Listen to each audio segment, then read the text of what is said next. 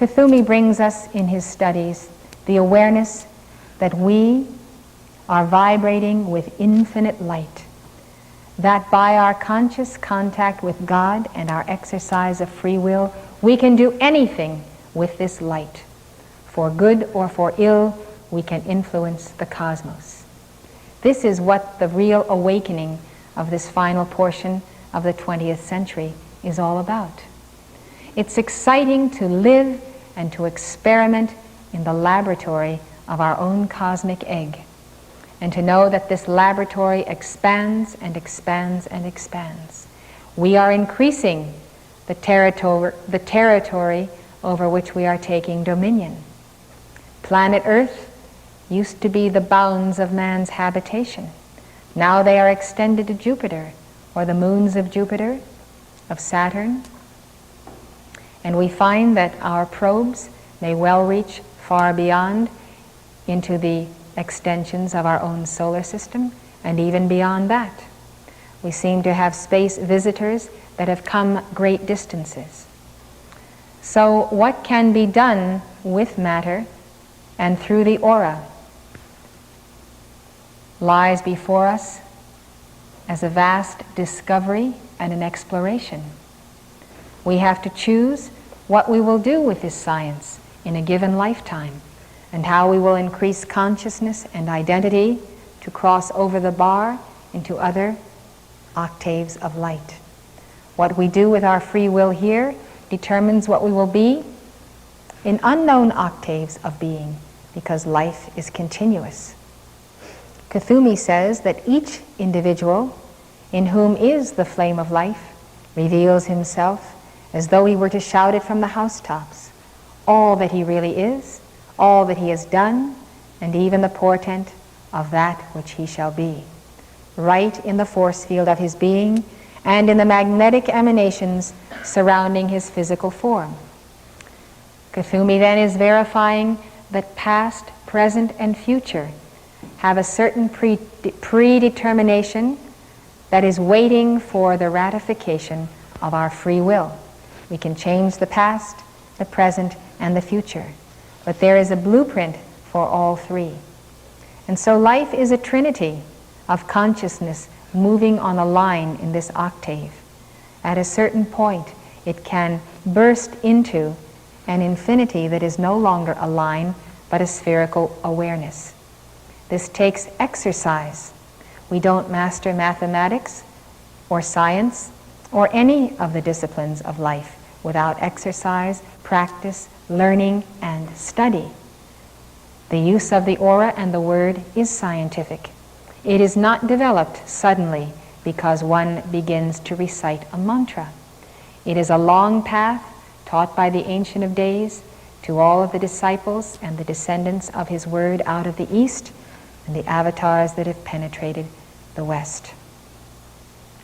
We know that the Ascended Masters, who are the ultimate manifestation of the aura of God, are waiting in the wings of life to transfer to us an extraordinary momentum of the mind of God.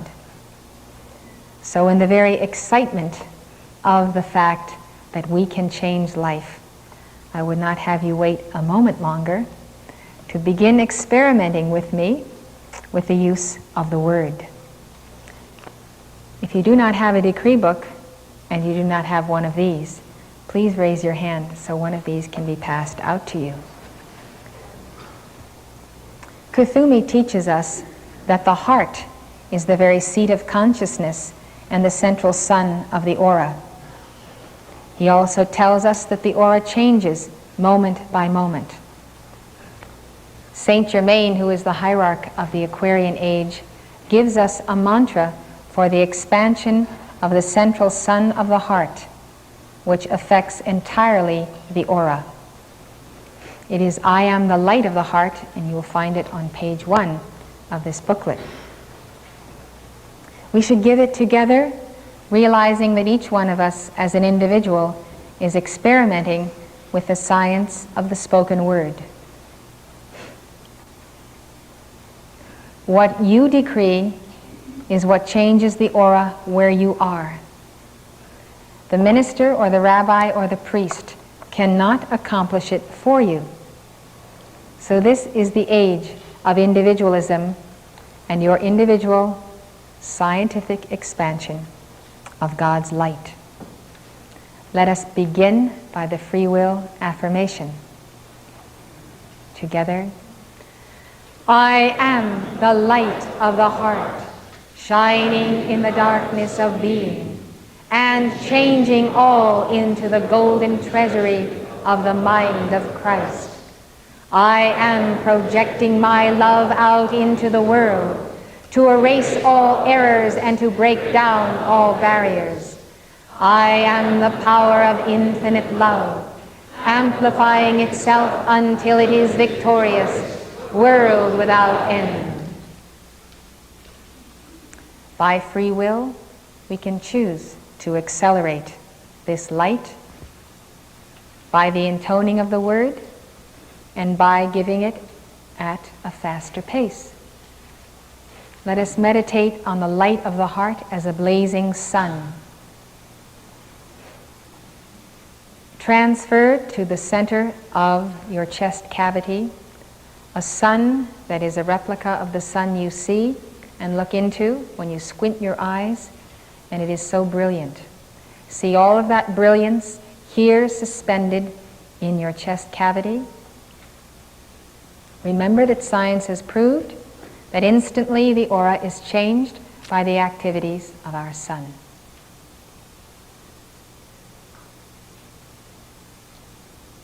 Let us give this mantra again. I am the light of the heart, shining in the darkness of being, and changing all into the golden treasury of the mind of Christ.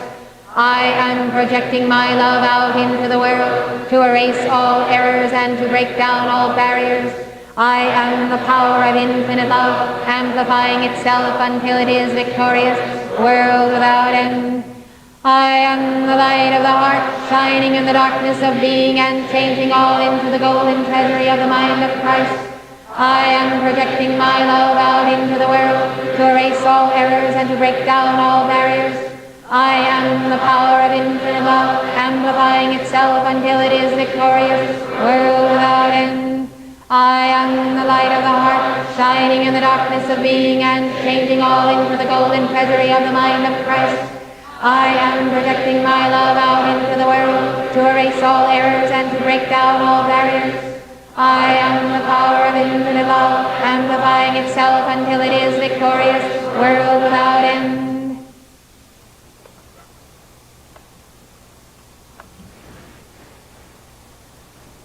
Kuthumi teaches us that by a simple change in thought, the fountain of the human aura, which pours forth from its own orifice, can change color, emanation, magnetic affinity, and its complete identity.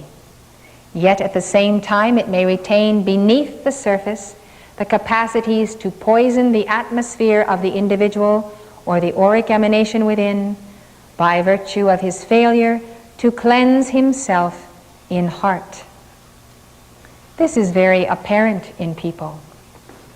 The moment you give that simple invocation that we gave, the aura changes to reflect these words. You can build up a great light in the aura, but if you fail to appeal to God for the purging from your heart of fear or hatred or records of death or hardness of heart, these may be covered over by the mantra, but they will not be removed unless by free will you surrender them and cease to pour forth the emanation of anxiety or doubt or self-limitation or darkness. So you will find people who give mantras and subconsciously they have the ulterior motive of hiding what is the real motivation of the inner being, which may be of spiritual pride to gather a following of people after the human personality instead of tethering souls to the personality of the Godhead. So you can fool yourself and you can fool people. But ultimately, that which is in will come out by the very light of the mantra itself. When we were looking at the 7 centers of being, which were in that auric egg, we could see that there is an interconnection of the total being by the crystal cord that emanates from the I Am Presence. When there are conflicting desires, subconscious problems, records of tension between life streams, and all of these are stored in the subconscious memory bank, there are divisions set up between the chakras and between the flow of light. There are some people that you may know who are very ineffective as individuals in life. They accomplish very little, they're not particularly harmonious, and they can live for 60 or 80 years and scarcely go beyond the bounds of the human animal. This is because their own auras, the internal components of being from past incarnations, are in internal conflict. And in a state of that conflict, it is like the block in the physical body that causes disease. The energy cannot flow. Without the flow of the light of God, the individual cannot fulfill his inner potential. And so there is the reincarnation of the soul over and over and over again into that same grid and force field, which awaits the resolution by love, by harmony, and by the sacred fire of the Word. This slide shows a being in violet fire. This is the violet flame that Saint Germain has given to us in his mantras for the cleansing of the subconscious mind. It is the answer to psychiatry, to psychology, and to general ineffectiveness, the inability of the individual to get along with himself. It is the flame of the Holy Spirit, and it emanates from your I Am Presence. This individual has an aura filled with the violet flame because he has invoked it by the science of the spoken word. When that flame is invoked to go into the subconscious and to consume the sources of human hatred, the records of past embodiments, that flame will be obedient to your will and will consume it. If you desire to keep your human hatreds, then the violet flame bypasses them.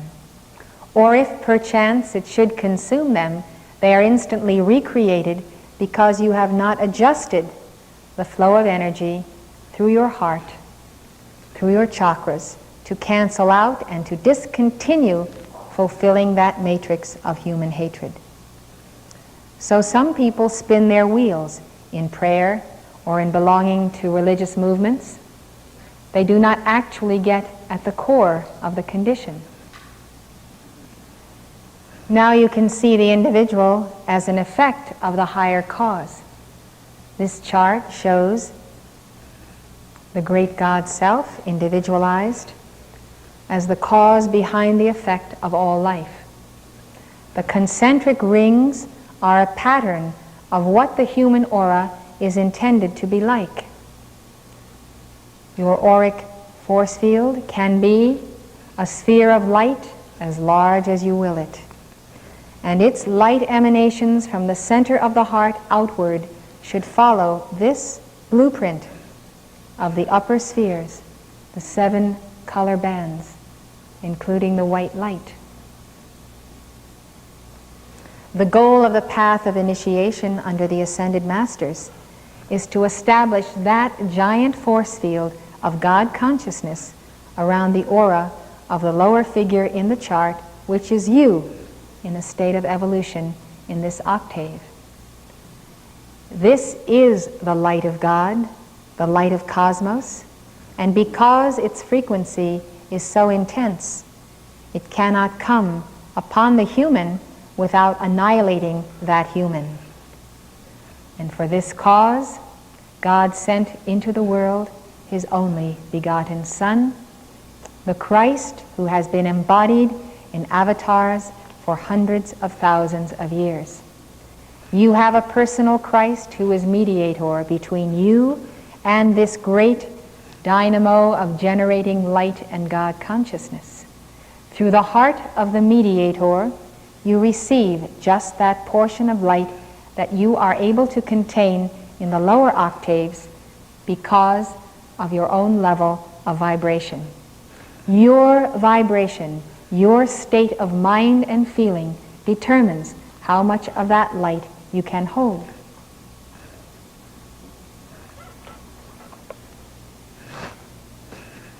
These days, people are more and more sensitive to one another, to vibrations, and to light, because there is a gradual thinning of the veil because of the work of the Ascended Masters with this planetary body. So it doesn't take much for you to realize that you are in the presence of a negative person, a positive person, someone who has great darkness in the aura, or someone who has great light. You may not necessarily be reading the aura with any scientific accuracy, but the soul, in the seat of the soul chakra, is taking its reading. And from that inner reading, you get feelings about people and about what they are.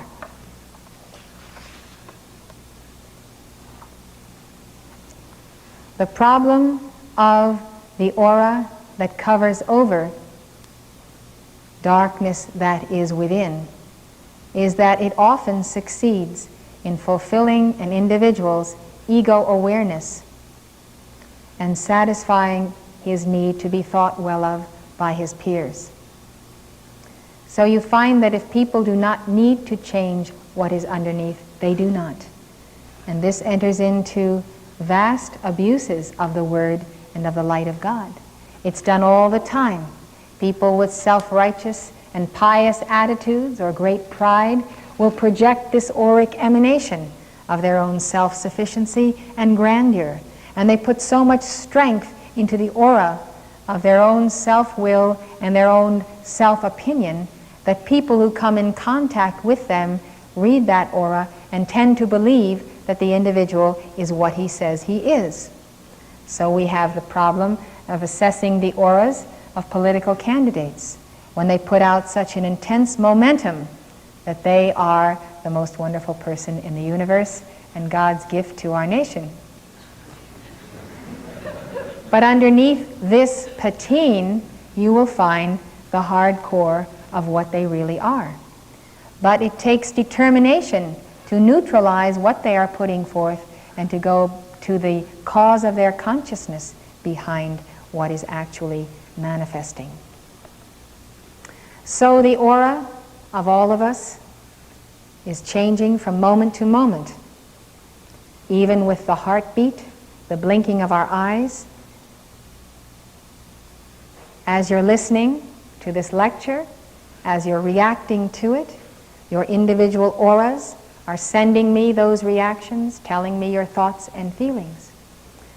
If I go beyond that sending, I can penetrate the layers and layers of consciousness going back thousands of incarnations, and all of these patterns superimposed one upon the other make up the composite of the outer personality and the human personality.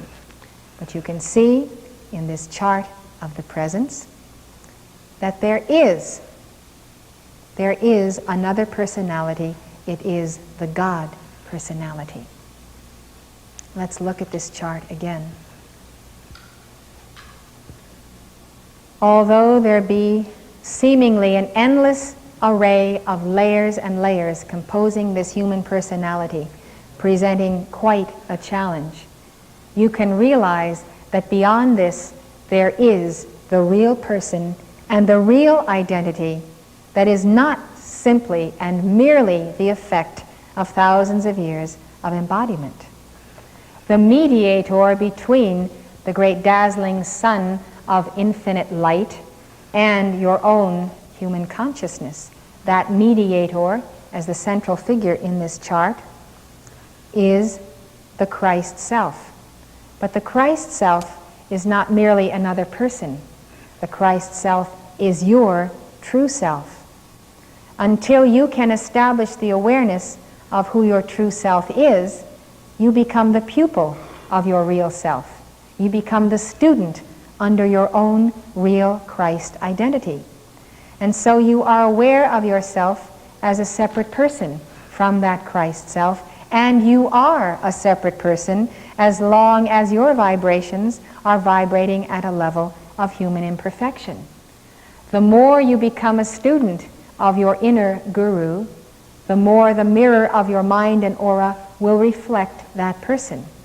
Therefore, meditation upon the personal Christ through the archetype of Jesus Christ, or Saint Germain, or Krishna, translates to us what might be the real nature of our own self.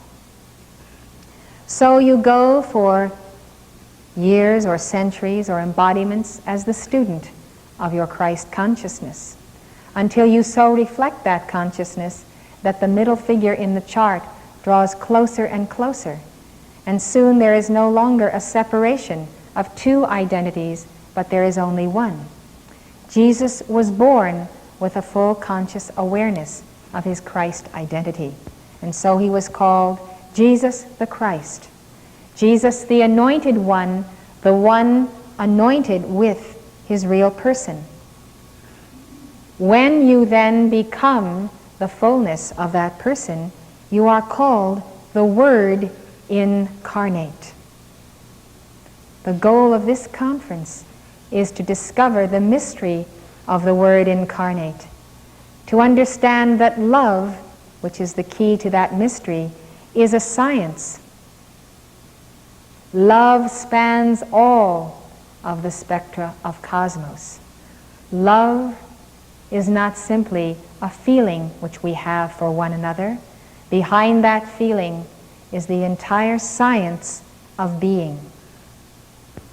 By love, then, we are fused once again to the inner reality, and the soul then can become permanent as an atom in the being of God. Jesus walked the earth as that Christ self and mediator. Therefore, he stood in relation to all other people as the mediator between their human consciousness and the great dazzling Son of Reality, whom he addressed as the Father and whom we address as the Father. Jesus then, as the Word incarnate, became a direct contact for all people in embodiment on earth during his mission with that great dazzling sun. His body could contain an extraordinary portion of that light. Thus, many people who would be at the level of the lower figure in the chart have so much density and are without the violet flame that they cannot even contact their own real self or their own mediator. Therefore, they do not have contact with the I Am Presence or with the Father. Therefore, they must go to someone who is the Word incarnate until they can establish and re-establish through that guru their tie to their own God presence. This is the first step on the path of initiation. People do not automatically have contact with their I Am Presence or their Christ self. If they did, they would be leading entirely different lives than they do today. What spans the gap between their density and their Christ self is the mantra. This little booklet called I Am the Light of the Heart is the greatest gift that I can give you or that you can give to others. Because the moment that you begin to recite the mantras, you are in contact with one who has become the Word incarnate. Instantaneously, you receive a transfer of light. You'll notice that the first mantra is by Kuthumi. It is called I Am Light. Because it is his word, he overshadows you when you give it, and therefore he comes as the person of the Christ self. Therefore, through his aura, you make contact with your Christ self and your I Am Presence. Each of these various mantras has been written by one of the Ascended Masters. So this is the work of the Great White Brotherhood today. Some of their names are listed as the authors, these mantras having been dictated to us by them, and some of their names are in the preambles, some of their names are not here at all. But they are all given by emissaries of the Brotherhood. So the ascended masters of the Great White Brotherhood, or the embodied avatar, becomes indispensable to the path of Christhood. Until you have balanced a certain level of karma, that direct contact is not present. So, though it may take years through service and application of dynamic decrees to balance the karma, instantaneously, when you give the mantra, you have the contact. The mantra, then, is the manifestation of the word, capital W, the Om, the word. The mantra is a formulation of prayer that extends to you the aura of a being of light. Kuthumi's picture is to my right. So you have a visual image of this master who appeared for that painting or photograph in about 1875.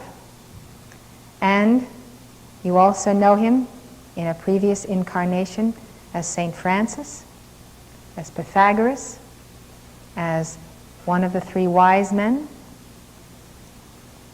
So we see what his life stream consists of and what are the qualities of light that are instantaneously available to us when we give his mantra. He has disciples all over the world. He has determined what he wants his disciples to embody. Do you want to qualify to be an extension of Kuthumi on earth? Then give his mantra, because it contains his demands for your self-discipline. As you give this mantra now, think about what he is imparting to you by the light of his word. Together. I am light, glowing light, radiating light, intensified light. God consumes my darkness, transmuting it into light. This day I am a focus of the central sun. Flowing through me is a crystal river, a living fountain of light that can never be qualified by human thought and feeling. I am an outpost of the divine. Such darkness as has used me is swallowed up by the mighty river of light, which I am. I am, I am, I am light. I live, I live, I live in light. I am light's fullest dimension. I am light's purest intention. I am light, light, light, flooding the world everywhere I move, blessing, strengthening, and conveying the purpose of the kingdom of heaven.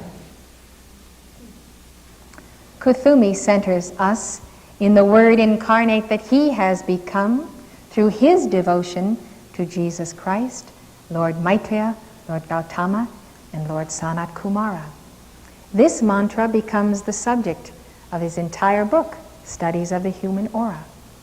It is all that you need to ingest, digest, become what Kuthumi has written in those pages and what he has left unwritten between the lines. When you read that book, you are in contact with his mind. When you give the mantra, you put on that mind of Christ that he has let be in himself. It's exciting to consider that this is a path of free will, that all who are advanced beyond us on this path of free will have chosen by free will to tarry with Earth and her evolutions to help us to accelerate our evolution. It's exciting to realize that every part of God in the universe has the opportunity to exercise the free will to become more of God. Think of the many people upon this planet who do not know that simple truth, and then understand why there is such great darkness, why there is war, unequal distribution of the abundant life, and all the problems we face. When we decree together, not only the individual aura, but the whole room becomes charged with the light of the Brotherhood. If you could see the room now, you would see how the Ascended Master has the capacity to place his electronic blueprint, multiplied over and over and over again, over all of you. You would find with greater and greater meditation upon this aura and this mantra, some of his devotees spend days and days in the inner retreat of Kuthumi, meditating and giving this particular mantra. It flushes out human consciousness, it is consumed, greater light is established, and you would find if you would go into the library of the Brothers of the Golden Robe and their etheric retreat, that many of the brothers and sisters resemble Kuthumi,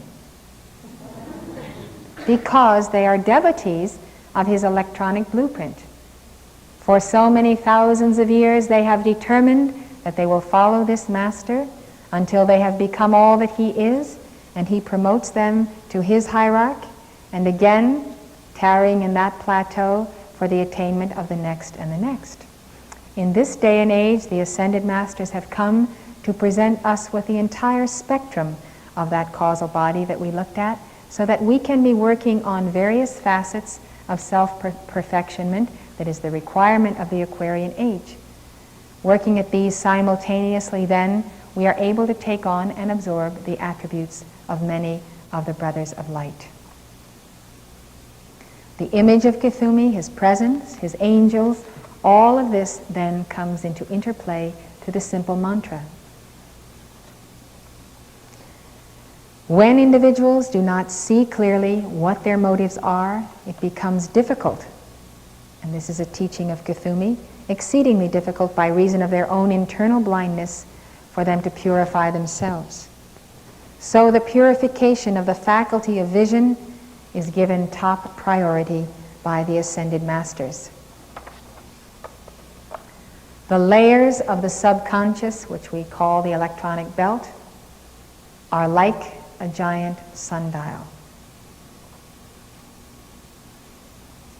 The energies come out of this sundial in spirals. They coil out day by day. One can imagine the grave clothes coming off of Lazarus as the uncoiling of the subconscious momentums of death. These spirals are continually coming to the surface of the mind. This is why people have problems and burdens in their life. This is one slide taken out of a 2.5-hour lecture on the analysis of the subconscious mind and its momentums. And if you're at Summit University, you'll be watching this slide presentation and lecture in due course. It's very important to understand that all of these images, which are currently being outpictured in everything from pornography to children's textbooks, are actually the involution of the subconscious as the light that is coming to Earth in this century is forcing out from the subconscious the records, the ancient records of many incarnations. So the aura involutes, it turns inside out. And out come all of this substance. So the world is in chaos because people are being forced to deal with the subconscious momentums. But at the same time, God has provided the answer in the use of the science of the spoken word and the violet flame. This is how the aura should look and how it can look when you give an invocation to the violet flame.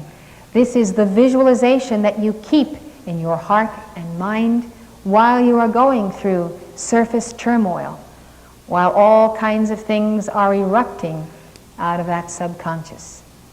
It used to be that people attached a stigma to seeing a psychiatrist or a psychologist.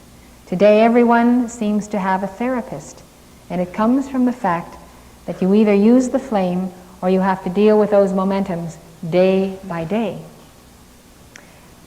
Take a mental photograph of this slide, and we'll give the call to the violet flame in column 2. I am the violet flame. When you say I am as the name of God, you are saying that in me where I am, the great mighty I Am presence is descending and is manifesting, and where I stand is the aura of the mighty I Am presence, and it is filling me with light. So contained in those two little words, I am, is the affirmation that God's being, as above, so below, is one where I am. There is no time and space. By my free will, I affirm God in me is the violet flame in action now. Together. I am the violet flame in action in me now. I am the violet flame to light alone I bow. I am the violet flame in mighty cosmic power. I am the light of God shining every hour. I am the violet flame blazing like a sun. I am God's sacred power freeing everyone. I am the violet flame in action in me now. I am the violet flame to light alone I bow. I am the violet flame in mighty cosmic power. I am the light of God shining every hour. I am the violet flame blazing like the sun. I am God's sacred power freeing everyone. I am the violet flame in action in me now. I am the violet flame to light alone I bow. I am the violet mighty cosmic power. I am the light of God shining every hour. I am the violet light blazing like the sun. I am God's sacred power freeing everyone.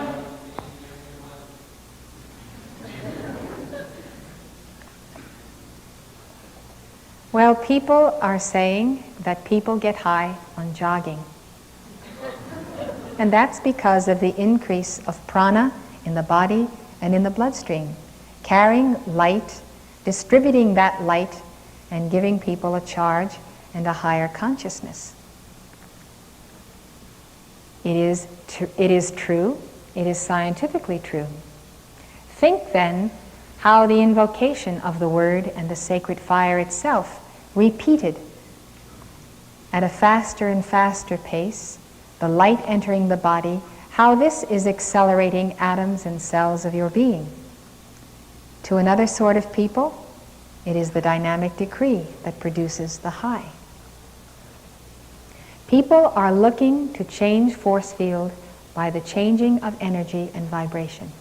They've sought it by chemical means, by drugs, by all sorts of things that people are experimenting with today. But the most direct route to the acceleration of consciousness is the direct contact with one who has already done so. And that route requires a bridge, and the bridge is the mantra.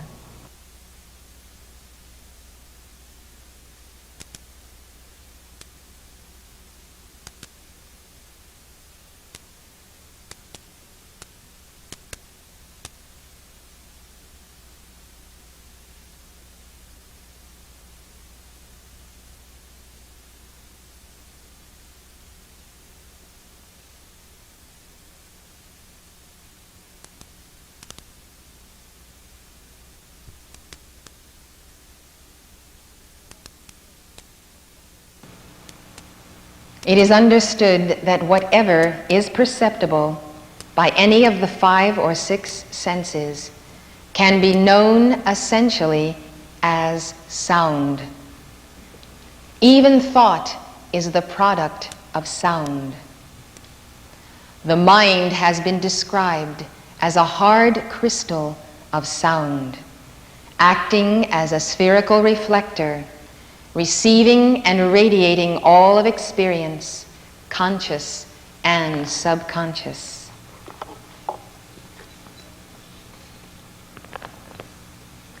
The world of phenomena is a reflection of the infinite combinations of sound patterns, all derived from the soundless noumenon of the one who creates.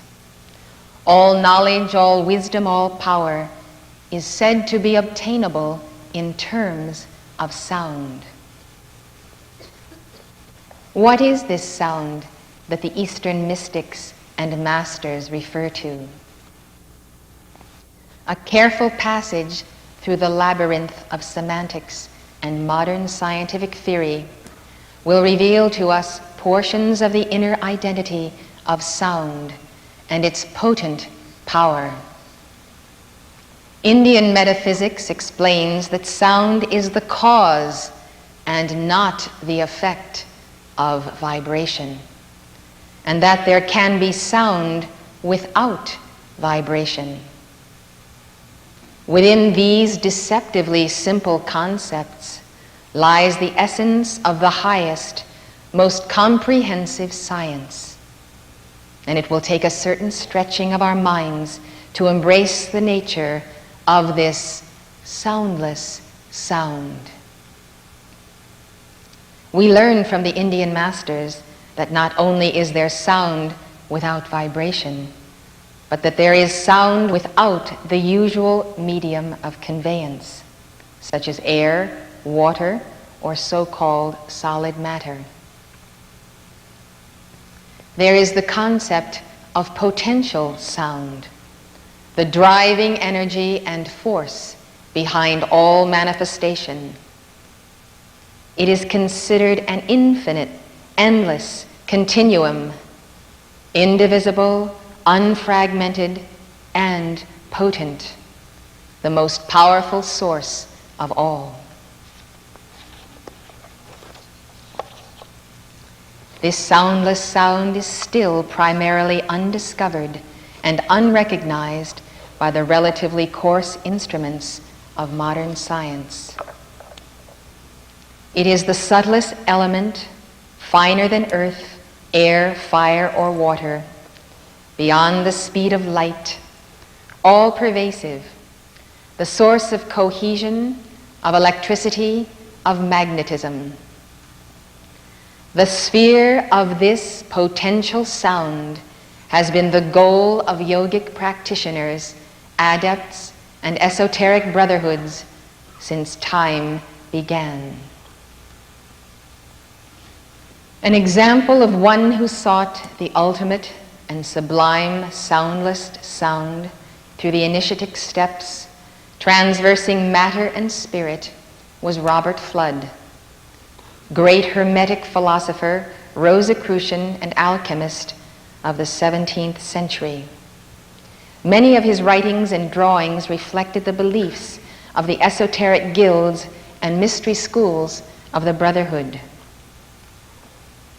We are looking at a depiction of Jacob's ladder, drawn by Robert Fludd. It shows the ladder of perfection and the steps to be taken to climb from the earthly realm to the highest heaven. It proceeds upward in geometrically measured steps, from the lowest rung of the senses to the world of imagination, then through reason to intellect, or the ability of inner knowing, upward to intelligence or oneness with the object of direct knowing, and finally to the sacred word itself, which leads into the heaven world. Thus, the meditation of alchemists and saints has been upon that word, upon its light, and ultimately upon its inner sound. The inner sound of the word is the sound that I have heard, not only in this life, but in previous lives. The overwhelming meditation of my soul has been upon this inner sound, which is a vibration and not a vibration. A presence, and yet somehow a presence that is not defined in the ordinary sense of the word. When the chakras are refined and the bodily senses are purified, we become instruments like tuning forks, perpetually vibrating, distributing, emanating this inner sound. And when we have the inner sound, we are ever listening in listening grace with the Blessed Mother to the word of life that flows forth in, as, and through this inner sound. According to Indian metaphysics, the rarefied plane of cosmos is not only the source of sound, but its destination as well. All proceeds from its potency, and all that is patent or manifest ultimately returns to it. To become one with this force, to know its workings, is to gain access to all knowledge. When the sound crystal of the mind is dissolved and resolved into unity with this creative matrix of manifestation, we then have mastery of this mortal realm, because all power in heaven and earth has become accessible. Thus Jesus came and spake unto his own, saying, in the very final hours of his mission, all power is given unto me in heaven and in earth,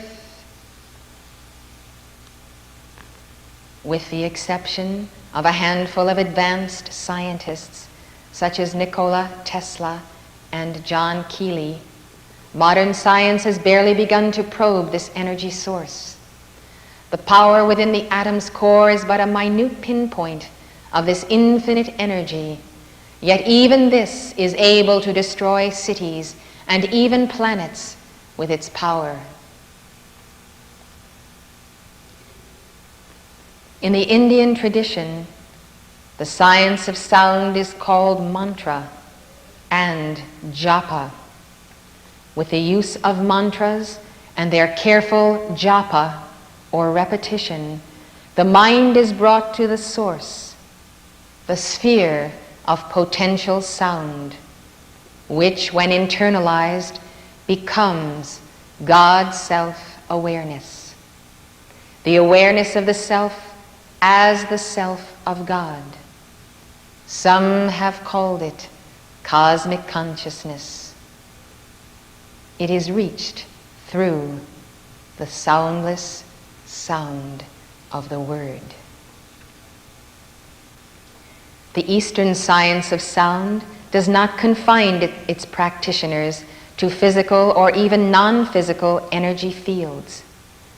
Its techniques apply to all planes of being and are designed from the point of the Logos to transport the individual consciousness through the miasma of programmed sets of beliefs to a greater and greater proximity to the sphere of noumenon, first cause, supreme knowledge. The Tantric tradition, in its classical literature and practice, is designed for this purpose: the soul's approximation to the infinite spirit. This is not the tantrism of perverted erotic symbolism so misused today, but the science of the yogic masters who have conquered time and space and left their footprints on the sands of time that we might follow. Sound, as we know it, changes its properties according to pitch, frequency, rhythm, volume, harmony, intonation, and timbre. These different aspects of sound are combined to produce particular sounds. The God mastery of the control of these elements of sound is as vital as is the understanding of their underlying principles. To have the God mastery is as vital, if not more vital, as it is to have the understanding of their principles. The origin of sound, of the word of the divine name, reveals the entire story of creation. Indian metaphysics points to a primordial state from which creation emanates. By God's ever-creative impulse for self-transcendence, there was begun a causal stress which first created the primal sound, known in Sanskrit as Parasabda, para meaning supreme and sabda meaning sound.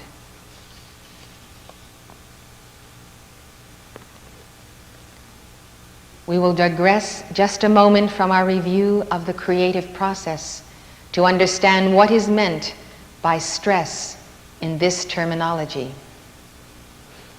By definition, if two things are affecting one another, then the name for the total mutual action is stress.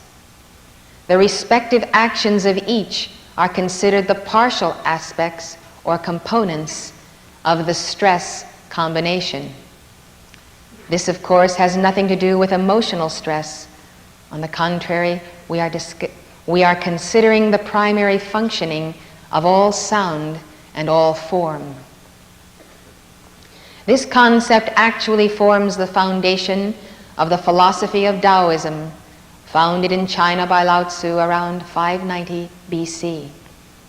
It is the principle of yin-yang, the relationship of opposing or interacting forces.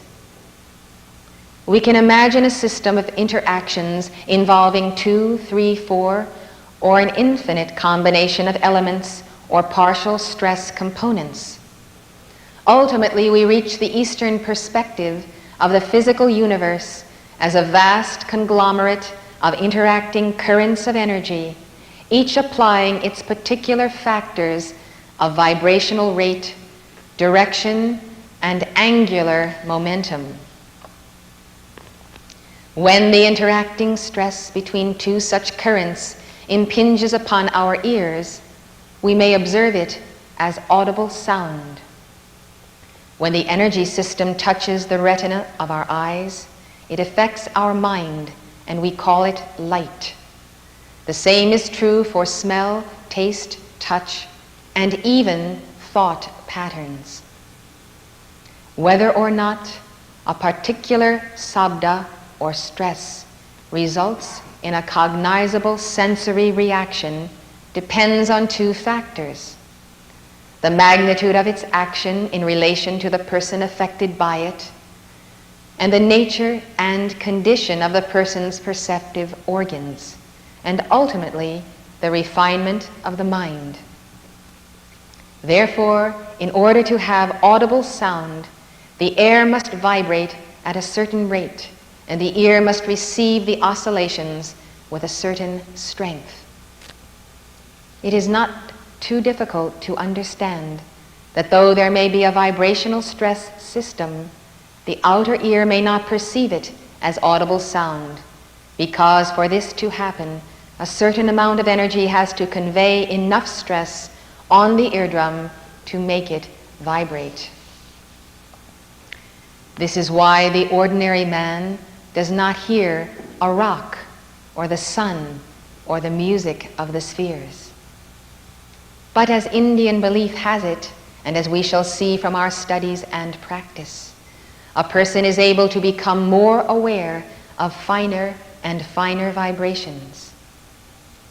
A being who can experience the causal stress, the alpha and omega primal interaction, can hear and know all things. Such a being is called Ishvara. Ishvara. And the same awareness is present in all divine souls like him. Returning to our discussion of the creative process, we recall that Parasabda is the primal sound that issued forth from the Creator.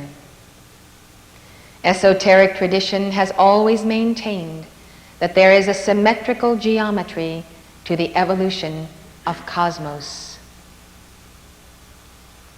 The great philosophers and observers have recognized the underlying order of creation. This mathematical evolutionary scheme has been depicted in the art and hieroglyphs of ancient manuscripts of diverse cultures. In the Indian view of the cosmos, the whole universe is an ocean of sound and light of varying degrees of density or luminosity. It is understood that sound precedes even light. If we vibrate a glass rod with ultrasonic vibrations, those having a frequency beyond the audibility of the human ear, The glass gives off heat and light. Before our eyes we see sound producing fire and light, an example of what could be called the soundless sound, precipitating as fire and light. This is vibrating a glass rod with ultrasonic sound. Ultrasonic vibrations of sound vibrating a glass rod produce heat and light. As we experiment with the science of the spoken word, we experience with the glass rod of the body itself causal relationship of sound to the heat of spiritual fire and the light and enlightenment of spiritual light for the transmutation of all obstacles to our accelerating consciousness. We then, in the hand of God, become the glass rod that He vibrates with His soundless sound. We experience at first the effect as the heat of transmutation, as the light permeating atoms of the brain, the chakras, the soul. Thus the acceleration of consciousness comes from God, emitting the soundless sound and holding us in a vast cosmos as rods, cones, cells, atoms of His being. You can visualize the whole cosmos simply quivering in sound, and then realize that the very quivering, like many tiny leaves on a tree in spring or autumn, that quivering sound that makes us feel the movement of God is actually the universal comfort of life. This soundless sound is God's lullaby, and without it we would suddenly feel deserted and alone, and in space, without self-awareness and without contact with reality. The sound of God is so much a part of us that it becomes the great silence.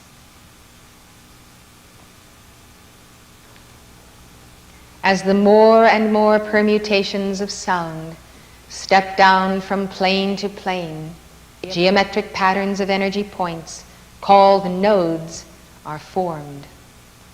The modern theories of quantum mechanics are just beginning to approach this understanding that all matter, whether gas, liquid, or solid, is actually a coagulation or condensation of sound.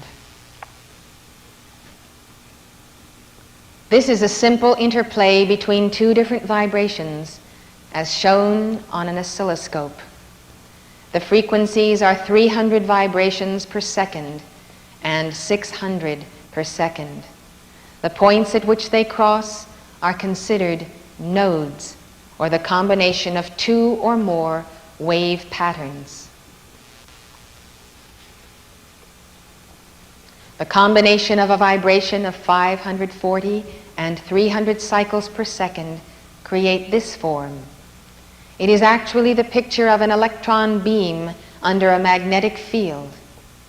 The actual interplay is occurring in 3 dimensions, but the flat screen of the oscilloscope cannot show this.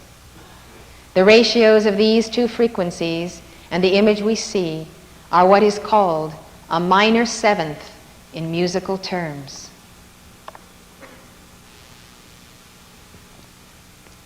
Here we see the interplay between two frequencies, 400 and 160 cycles per second. The circle occurs when just the 400 cycle vibration is active.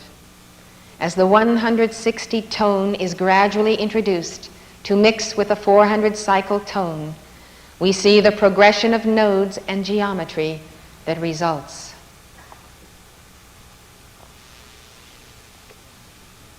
As the 160 cycle tone becomes more dominant, the series of interactions proceeds.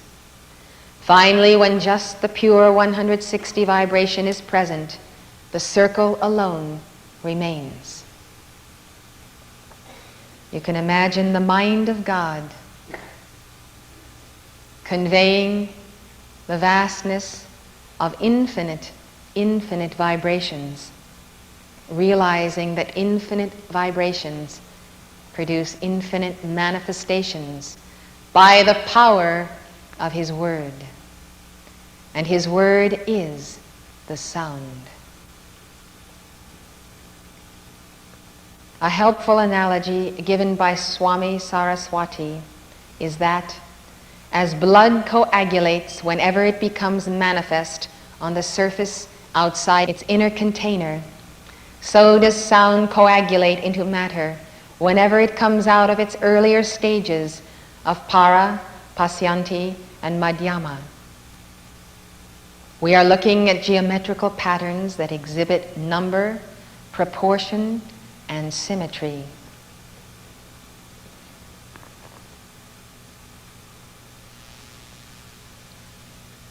This and the next slide shows the degrees of complexity of form resulting from sounds.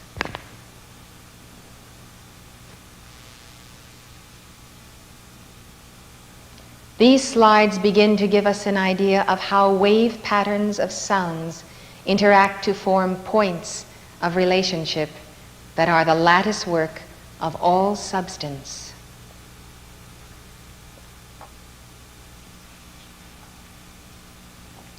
The science of the spoken word is a creative process. By the use of our will and vocal apparatus, we actually engage in the act of creation. We create a force field. We create a current of sound energy that wasn't present before we began. We create, as co-creators with Elohim, a feeling of clarity and harmony where before there was irritation and discord. Let us systematically follow the Indian conception of sound. If we make a series of inductions and deductions, we come to a very astounding and important conclusion. It is believed that creation began with an original sound or vibration. Something that vibrates is moving in an in and out or back and forth oscillation. So we can picture the first sound as a pure tone, a rhythmic pulsation.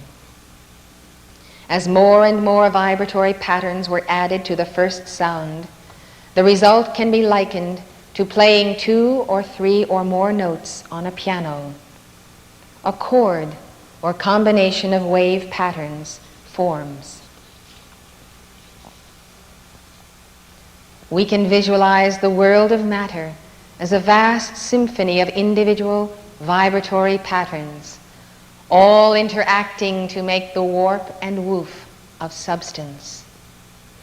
Each of the elements and substances are different because they are formed by a specific combination of vibrations. Scientists today are beginning to realize that all matter is constantly in a state of vibration at its most microcosmic level. As we gain mastery of the spoken word, we are able to generate new and more harmonious vibratory patterns in our bodies and in our consciousness. We can begin to realize that vast power of the word as it affects the very framework upon which all creation is hung. Let us gaze behind the scenes of creation in a manner that few men have done before this day. We will observe the geometry of God that is usually hidden behind the veil of matter. Most important, we will offer visual evidence to support the once purely conceptual Indian viewpoint of sound as the creative source.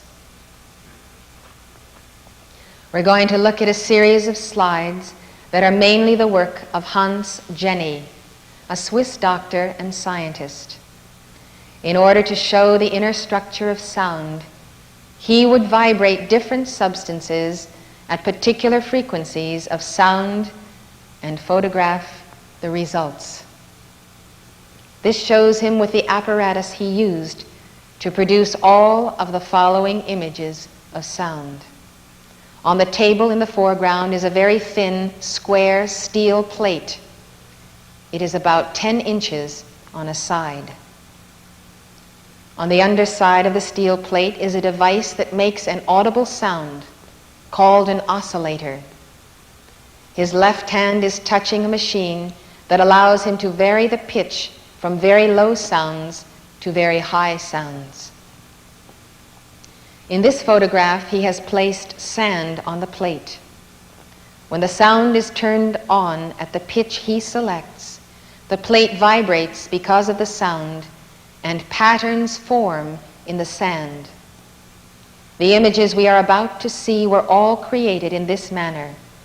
In some cases, it was milk or paste that was put on the plate.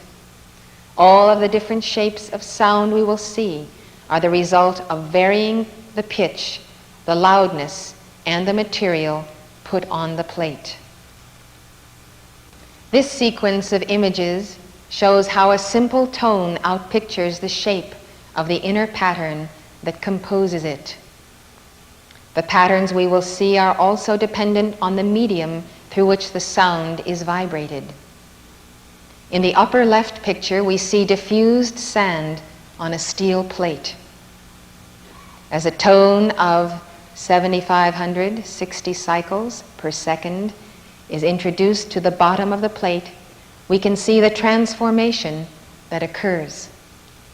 The tone is audible throughout this process. We can actually see what we hear. Even more astounding is the notion that when we fully understand the workings of sound, we can begin to hear what we see. In this sequence of images, we see what happens when two tones are sounded. The figure in the middle on the right is the stage where both tones are vibrating at equal strength. We see a pattern of dots that reminds us of the atomic lattice structure of a piece of crystal.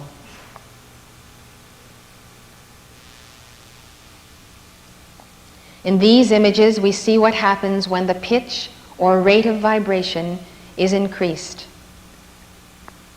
from 1,690 to 2,500 to 4,820 to 7,800 beats per second.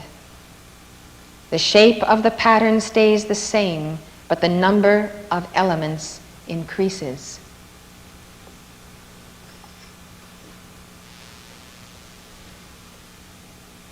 This slide and the next shows the pattern when a human voice utters a vowel sound into the apparatus.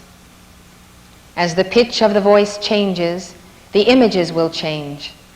As a song is sung, intricate vibratory patterns come and go in sync with the sound.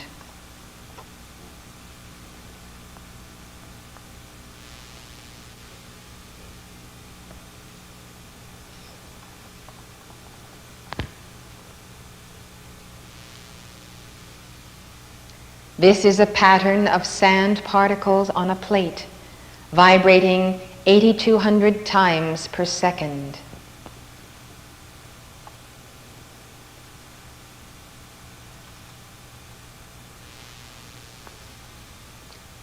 We see what occurs when liquid is vibrated with sound. There is a weaving effect. There are numerous weaving patterns that result from various sounds.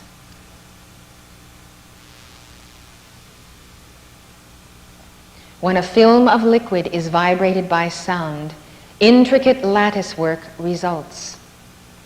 We will see curves, squares, many-sided polygons, all with a great orderliness. This type of effect is produced even at microscopic levels. The patterns are there as we increase the magnification hundreds of times.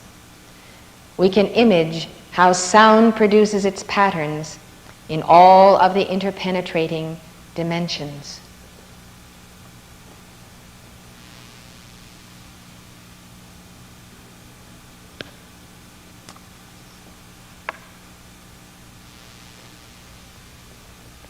Notice the extreme regularity of the pattern.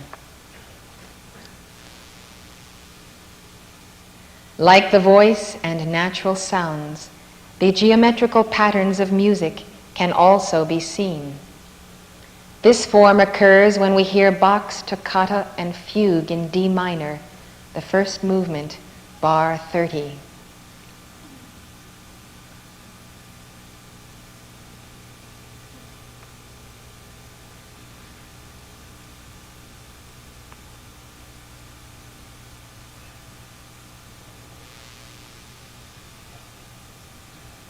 This regular form is also from Bach's Toccata and Fugue, first movement, bar 29.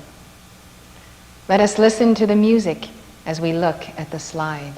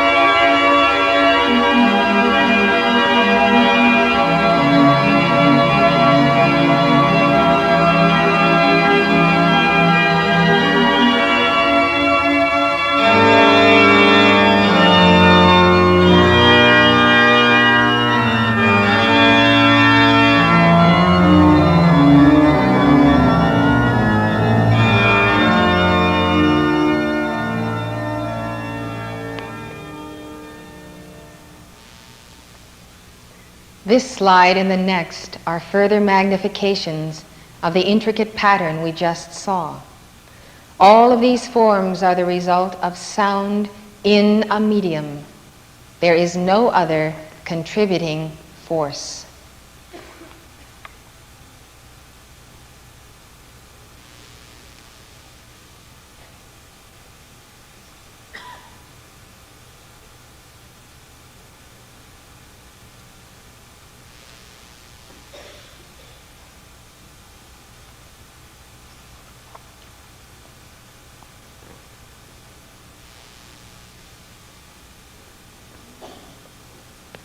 This and the next 8 slides will show us some of the geometry and beauty of sound.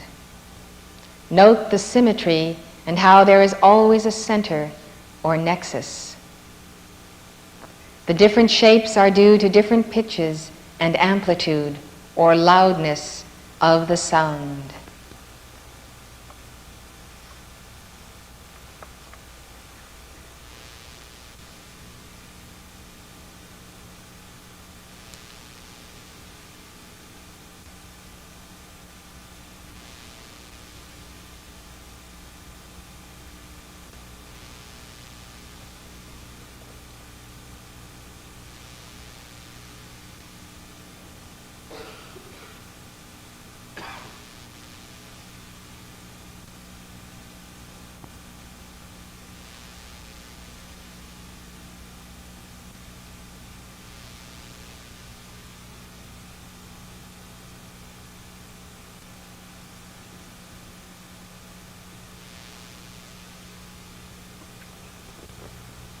In this figure, produced by sound, we see hexagonal, pentagonal, and trigonal shapes.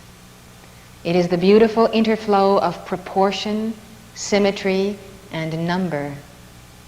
Note how all the various shapes have the common center and the smoothness of the outer petals.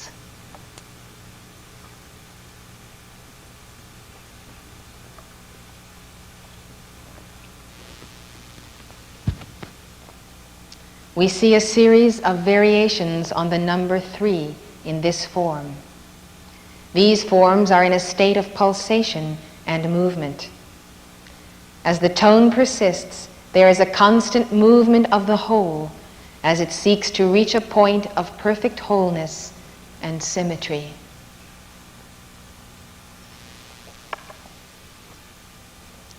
This shows another intricate weaving pattern, and the next slide is a different geometry of weave created by a different sound.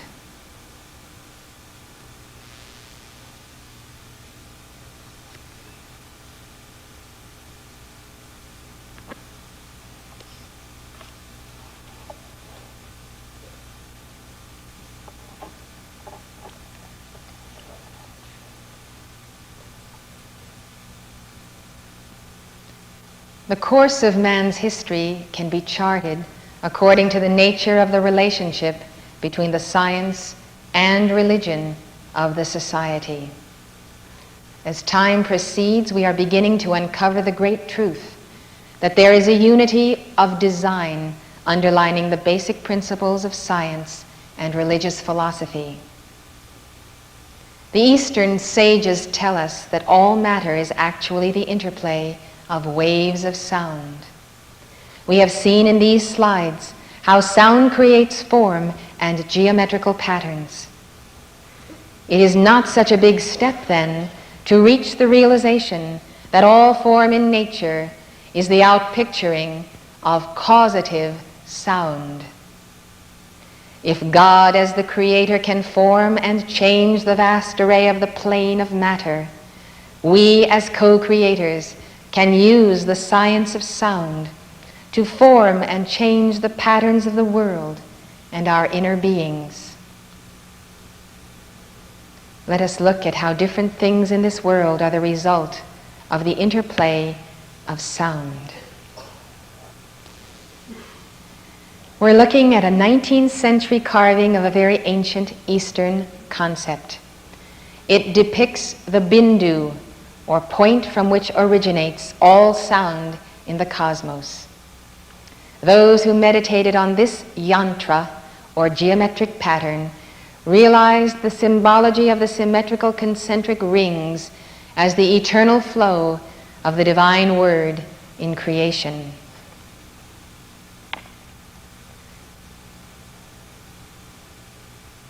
Vibrate a system of liquid, and this is the resulting form.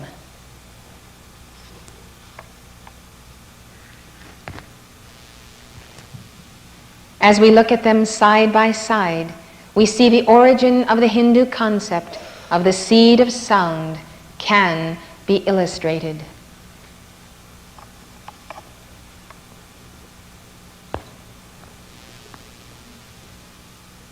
A beautiful 5-petaled flower. Notice the symmetry of the form. This same 5-petaled form was created by sound. The inner geometry is evidently the same. In the beginning was the Word, and the Word was with God, and the Word was God. And without the Word was not anything made that was made.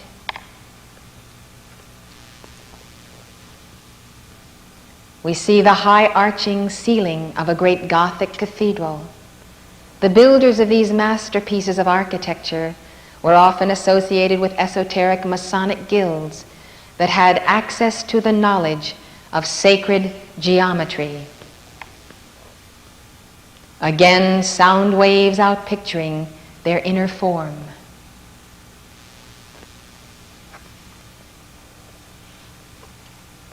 Note the harmony, the similarity between the ceiling and the sound.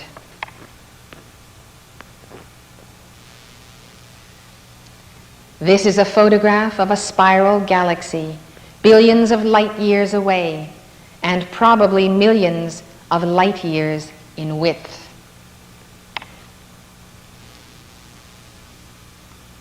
This is what happens when a certain sound is pulsated through a certain medium, sand in this case.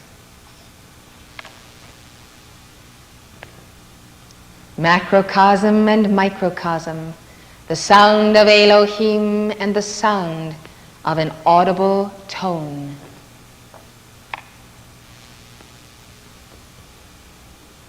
Let us now look at microcosm in nature.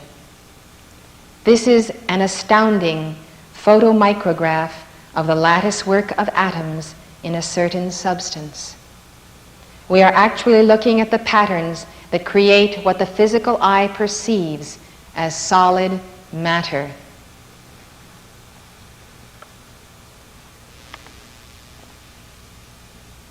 Here we see the lattice work of sound.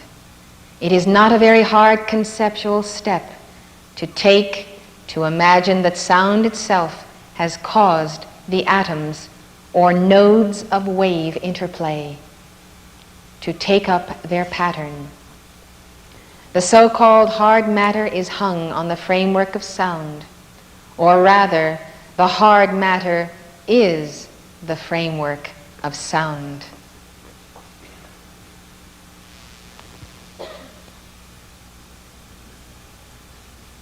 As we meditate upon the atoms and the sound, we have a sense of great internal harmony. We feel the tremendous comfort flame that is really behind everything that is outpictured, which we call science. The science of matter is really the precipitation of the comfort flame in our life.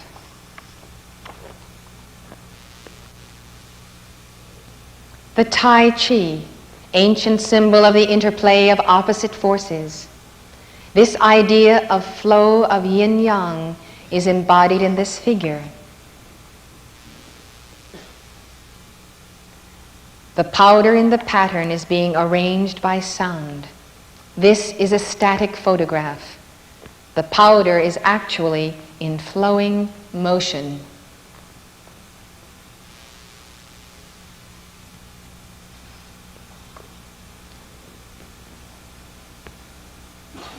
Meditating upon this through the heart, we have the sense of movement and the movement of alpha and omega that produces the causal stress.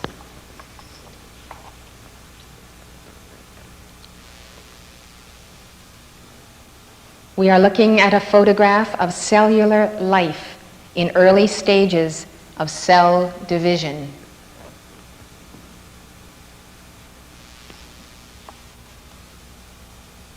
Now we are looking at what happens when a round conglomeration of paste is vibrated with sound.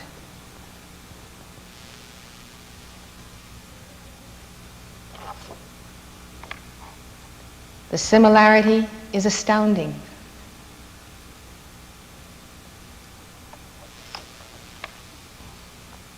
This is a further stage of cell division. Again, sound vibrating a pasty substance.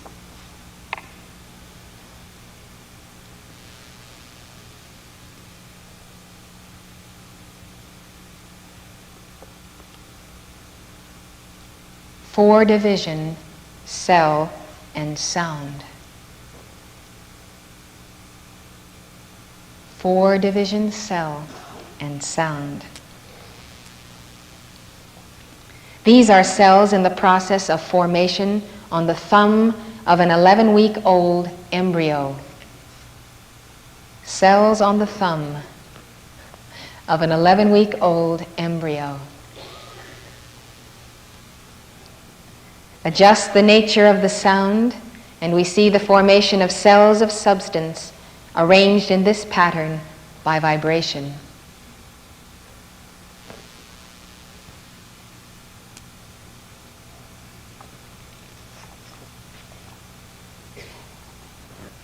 Life is so amazingly harmonious and ordered that its very contemplation produces within us an inner sense of well-being and of being at home in a cosmos that is ordered, harmonious, and at peace with the interflow of light. This is a photograph taken through the pupil of an eye.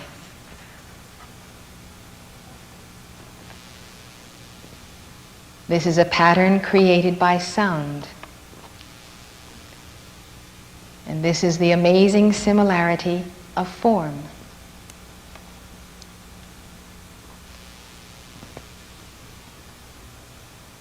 Sound creates pattern in 3 dimensions at least. This pentagonal shape is a drop of water vibrating at a certain pitch.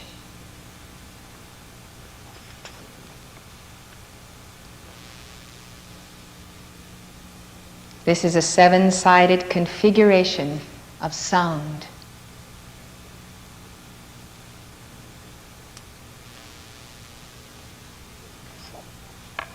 This is a bead of water taking on the inner pattern of the sound waves.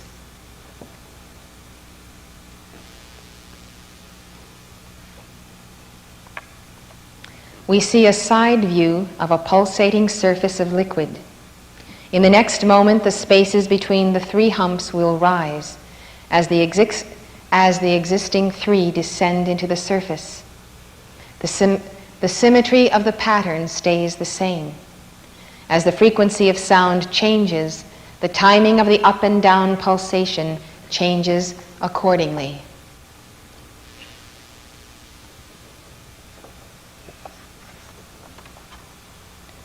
This is a composite picture of a 5-sided, 7-sided, and 4-sided system of pulsation. All of the differences are due to the influence of the vibrating sound.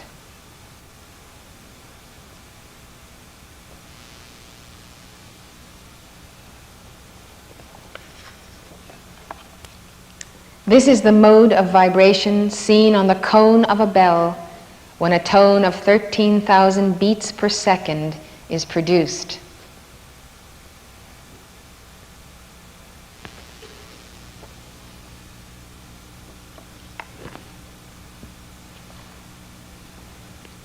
Sound changes matter. Sound changes matter. Here we see a photograph of the structure formed by the pulsation of sound through a kaolin paste. The vibration has caused the paste to become more liquid and to take on this shape. As the sound is turned off, it reverts to a semi-solid mass. This figure is in a state of movement. The radial patterns are actually the circulating flow of the dough-like matter traveling upward and inward.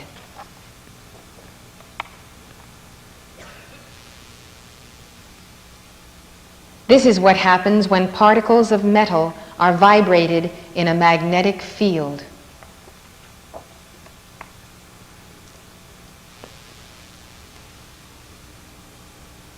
Again, sound and magnetism. The substance is actually defying the forces of gravity.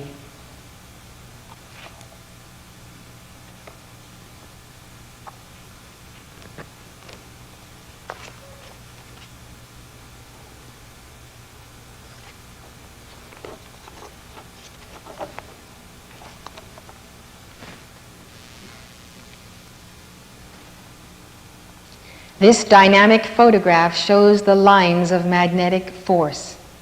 It is caused by vibrating a pasty substance in a magnetic field. The forces of adhesion and cohesion are reduced. This is a flowing form.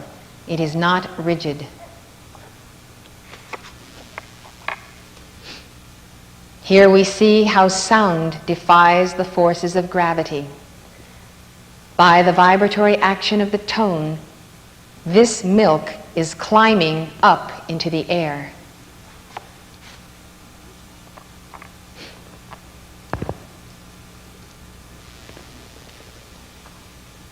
This and the next 3 slides depict the anti-gravitational effect of sound on matter. You can consider the applications of this into space science.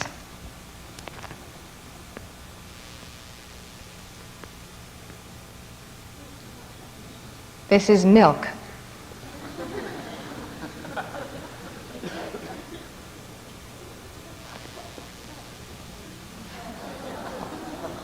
To me, this illustrates that there is always in matter and in electrons, in particles of substance, an element of free will, an element of creativity. Whereas we see that sound results in these patterns we've been looking at, we have to realize that there is an element of consent, even in the most elemental life, that the sand particles, instantaneously obedient to the sound, are obedient by conscious free will. Free will actually extends to all substance, because the universal mind itself is free will. All that emanates therefrom, therefore, contains that element. Therefore, there is no mechanical worldview. There is no reality to a mechanized universe. But because the love of all substance, energy, being, consciousness is so intense for the primordial word and the primordial sound, obedience is instantaneous and therefore has the appearance of mechanization. But this slide shows us that there is a supreme adoration of the image of the Word. And these elementals are actually outpicturing the semblance of the living Word as the person of Christ. They reveal that their highest service and reason for being is to be in the service of the Word incarnate. They are like artists designing a Madonna and Child, or a Christ preaching upon the hill, or Buddha addressing the masses. These are formations of the Guru-Chela relationship. There is an order of hierarchy in this grouping. One can see the master in the center, the chief disciple or disciples to the left, the tallest ones being guardian angels of the saints who are kneeling in contemplation of the Word.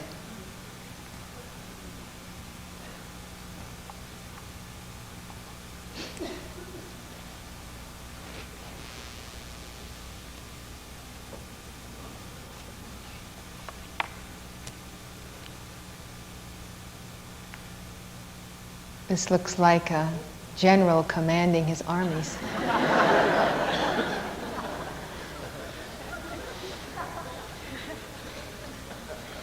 Looks like a pillar of fire. Elemental life has the conception of our souls and being, not necessarily in dense bodies, but as pillars of living fire. As one looks upon this very simple manifestation, one is immediately gripped with a sense of intense love. The love of the sound, the creator of the sound, the love of the creation responding to the sound. We can perceive that there is an interaction of life.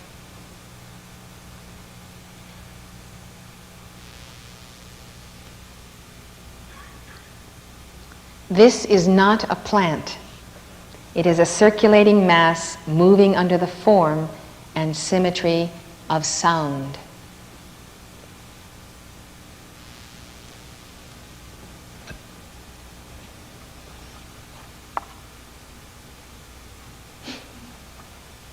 And finally, let us listen to a tone of 100 cycles per second as we look at this beautiful pattern of flow. It was 100-cycle tone that made this liquid move in currents of symmetry.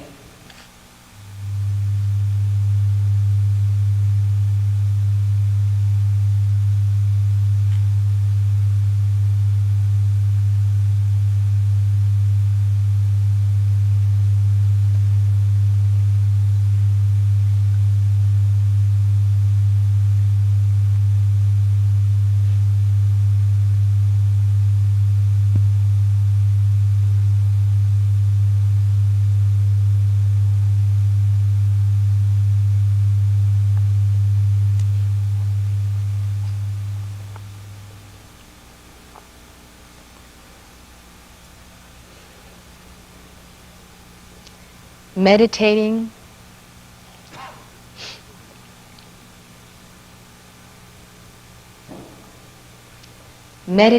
on the sphere of the soundless sound, we intuit that light is actually a particular spectrum of the vibrations of sound. Depending on the frequency and angular relationships of the wave patterns, the sound becomes either gas, liquid, or solid. Beyond these three dimensions of coagulated sound are many other planes, as numerous as God is infinite in his creative potential, and as far as the outbreath of the Manvantara has proceeded. Dipping into the vast ocean of Indian metaphysics, into which we have barely dipped our toes, we can draw certain conclusions that will form the foundation for our understanding of just how we may use the word to effect change in our own lives and the world as a whole. First, all objects, whether thoughts, ideas, or the grossest matter, are concentrated and coagulated patterns of sound waves interacting to form a lattice framework of nuclear energy centers. Second, every object is the result of a specific pattern and density of sound, which may be called the seminal sound. The seminal sound is the seed. If this seminal sound is likened to the seed of a tree, then the manifested object is analogous to the tree that is the outpicturing of the seed's potential.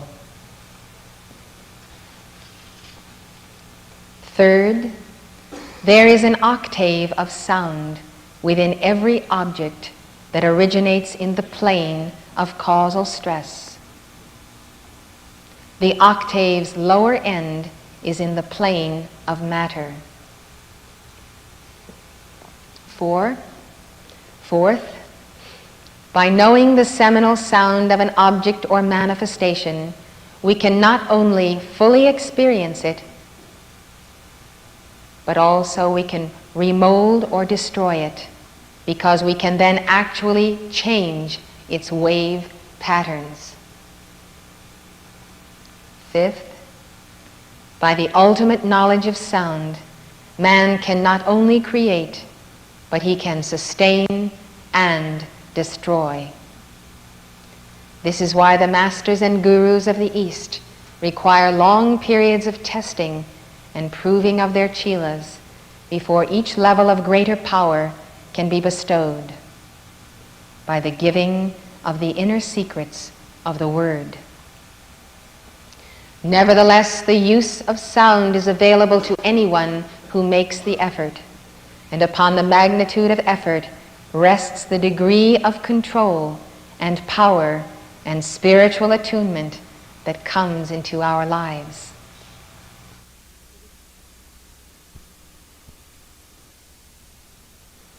Complex mantras are composed of several or many of these seed sounds, and bring the practitioner into harmony with the planes of being or states which are structures, so to speak, of the framework, on the framework of those sound patterns.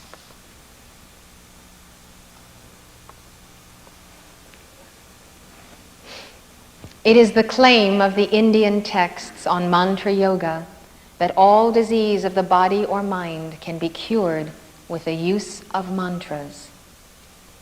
It has been shown through Kirlian photography that mantras have a beneficial effect on blood pressure, heart rate, and brain wave patterns. By generating a strong and pure vibrational pattern in a diseased body by the use of mantras, it is as if the obstruction to the flow of energy causing the disease is shaken loose, and the healing process is thus aided. There are many examples of people being partially or totally healed by the use of mantra and japa. We all recognize that music can create very specific and powerful emotional states and can carry us aloft on its sound patterns into heightened states of consciousness.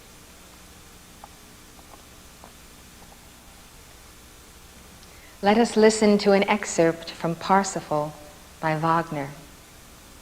There is something about the relations of the component sound patterns of this music that have generated feelings of great exaltation, peace, and harmony.